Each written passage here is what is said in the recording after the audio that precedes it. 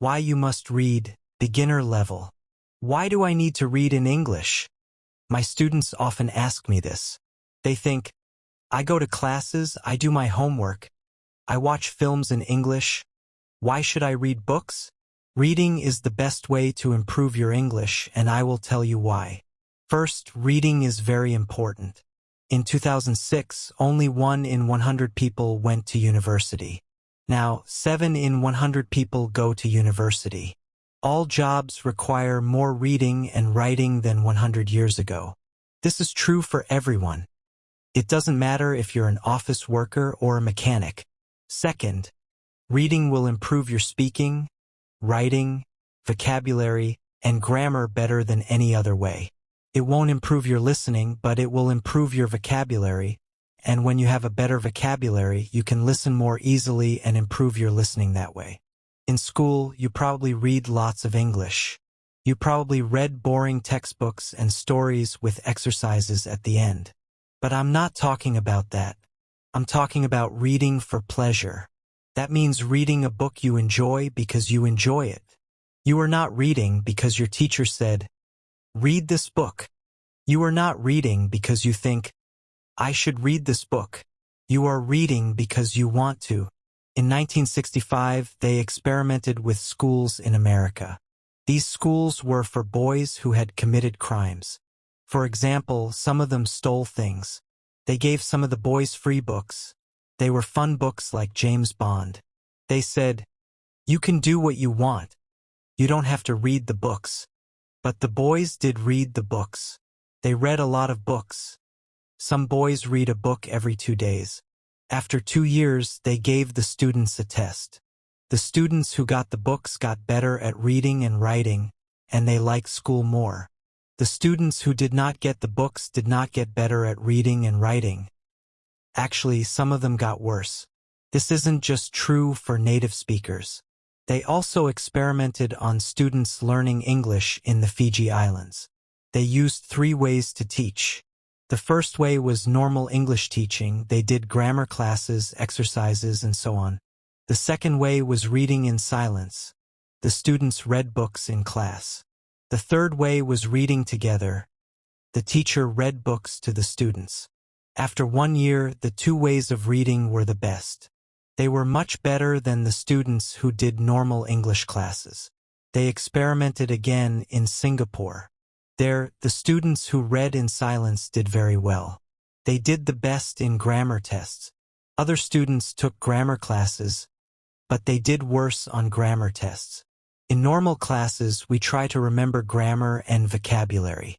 When we read, we learn them naturally. Maybe you're thinking, when I read in English, it's too hard. I have to use the dictionary all the time. It's boring. I can't do it.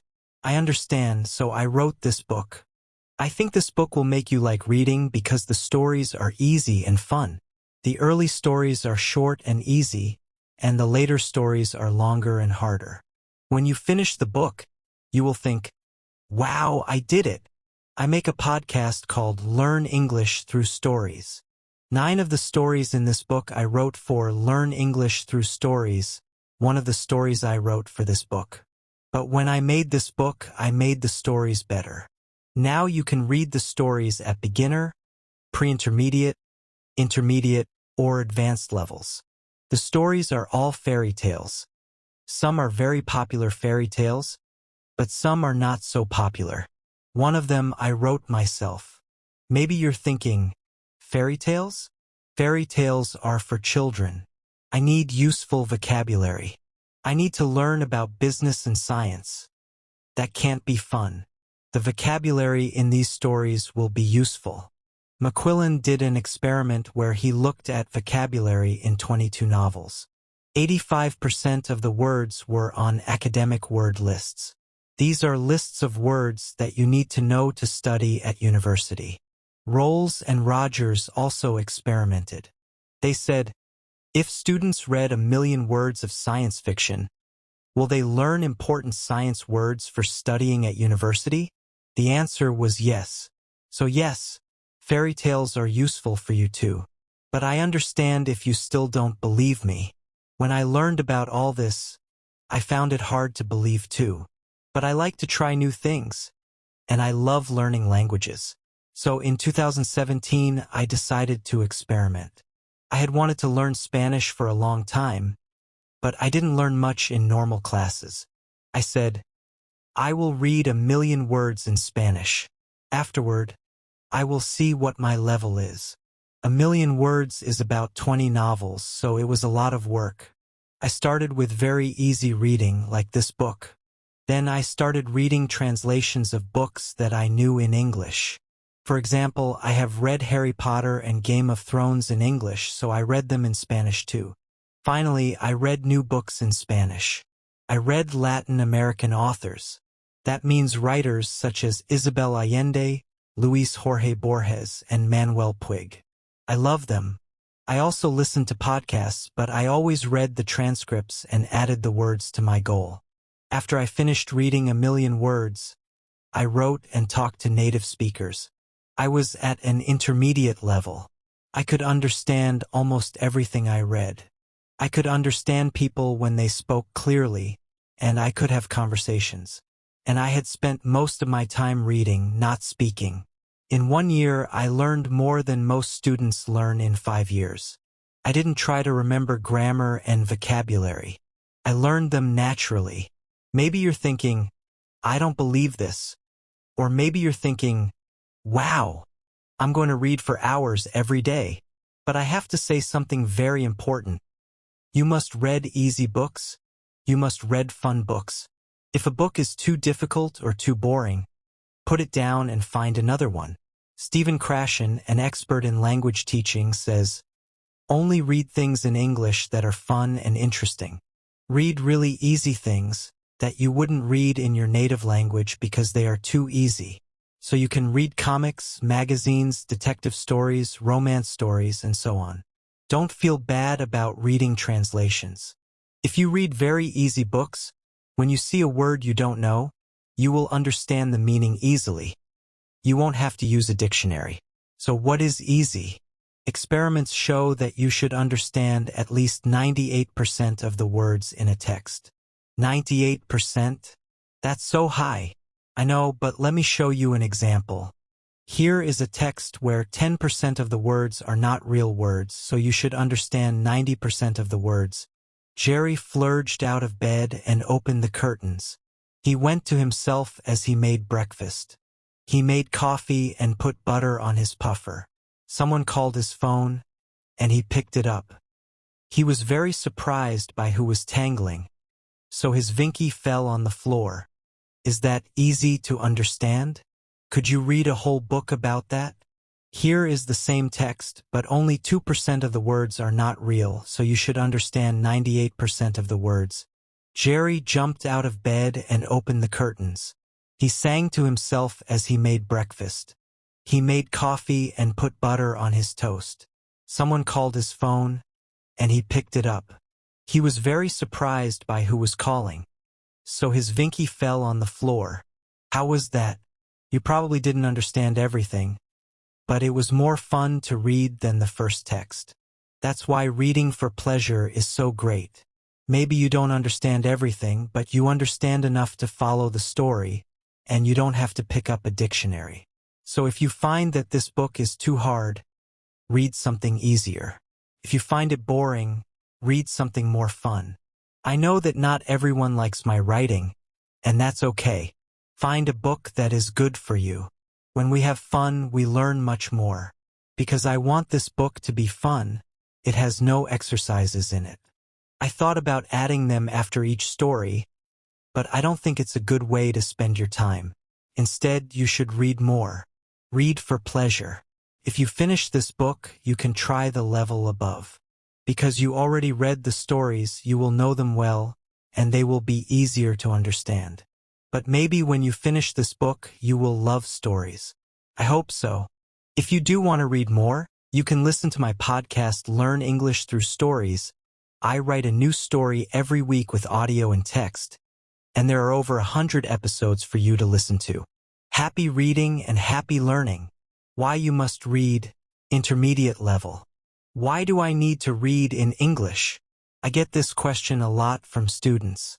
They argue that as long as they're going to classes, doing their homework and watching films in English, there's no need to sit down with something as boring and old-fashioned as a book. Well, to put it simply, they're wrong. Reading is the best thing you can do to learn English, and I'm here to tell you why. Firstly, reading skills are more important than ever, whether that be in English or your native language. In 2006, only 1 in 100 people went to university. Now it's 7 in 100. All jobs, from office workers to mechanics, require more reading and writing than they did 100 years ago. Second, reading improves your speaking, writing, vocabulary, and grammar better than any other method. It doesn't help much with listening, but it does improve your vocabulary. With a better vocabulary, you can listen to more advanced content, improving your listening that way. You've probably done a lot of reading in school already. Boring textbooks and stories with exercises at the end. I'm not talking about that.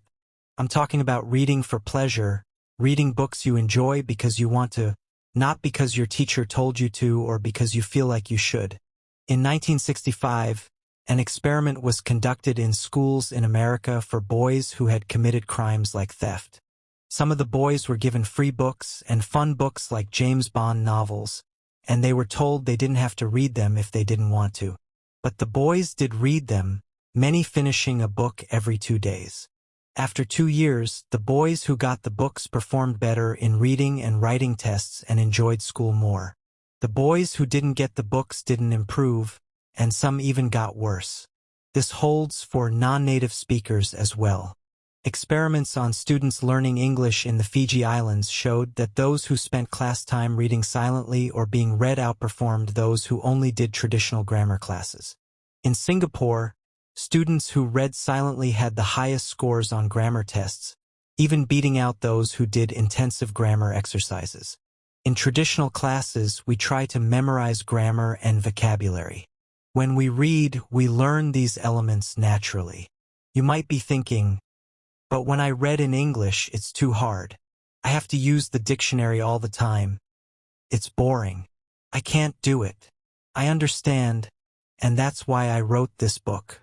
I want to help you enjoy reading. The stories start short and easy and get longer and harder. By the end, you'll feel accomplished and more confident in your reading ability.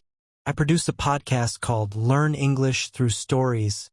9 of the stories in this book originated from that podcast. One story is new, written especially for this book. I've refined all the stories for this book, making them available at beginner, pre-intermediate, intermediate, and advanced levels. These fairy tales vary from well-known to lesser-known stories, and one is an original piece. Maybe you're skeptical about fairy tales. Perhaps you think, I need practical vocabulary for business and science. Fairy tales are for children. But research has shown that reading for pleasure, even fairy tales can provide the vocabulary needed for academic success. McQuillan's study of 22 novels found that 85% of the words appeared on academic word lists. Rolls and Rogers' research demonstrated that reading 1,000,000 words of science fiction could impart important scientific terminology. I understand if you still have doubts. I had my reservations too. But in 2017, I decided to test this method myself. I wanted to learn Spanish but hadn't made much progress with traditional classes. I committed to reading 1,000,000 words in Spanish, about 20 novels. I started with very easy materials, then moved on to translations of books I knew in English like Harry Potter and Game of Thrones, and finally to original Spanish literature by authors like Isabel Allende, Luis Jorge Borges, and Manuel Puig. By the end, I had reached an intermediate level. I could understand nearly everything I read and converse with native speakers. Most of my learning came from reading, not speaking. In 1 year, I progressed more than most students did in 5 years. I didn't try to memorize grammar and vocabulary. I learned them naturally through reading. You might still be skeptical or overly enthusiastic, thinking you'll read for hours every day. It's crucial to choose books that are easy and enjoyable. If a book is too difficult or boring, find another one. Stephen Krashen, a language teaching expert, advises only reading fun and interesting materials that are so easy you wouldn't read them in your native language because they're too simple. What counts as easy? Research shows you should understand at least 98% of the words in a text. This might seem high, but let's compare. In this text, 10% of the words are non-existent. Jerry flurried out of bed and opened the curtains. He went to himself as he made breakfast. He made coffee and put butter on his puffer. Someone called his phone, and he picked it up. He was very surprised by who was tangling, so his pinky fell on the floor. Now, with only 2% non-existent words, Jerry jumped out of bed and opened the curtains. He sang to himself as he made breakfast. He made coffee and put butter on his toast. Someone called his phone, and he picked it up. He was very surprised by who was calling, so his pinky fell on the floor. The second text, though not entirely clear, is much more engaging and comprehensible. That's why reading for pleasure is so effective. Even if you don't understand everything, you grasp enough to follow the story without constantly needing a dictionary. If this book feels too challenging or uninteresting, switch to something easier or more enjoyable. The goal is to find what suits you best. When you enjoy the process, you learn more. This book has no exercises. I considered including them but decided your time is better spent reading more. If you finish this book, try a higher level. Since you're already familiar with the stories, they'll be easier to understand. Hopefully, you'll develop a love for stories. If you want more, check out my podcast, Learn English Through Stories, with over 100 episodes. Happy reading and happy learning!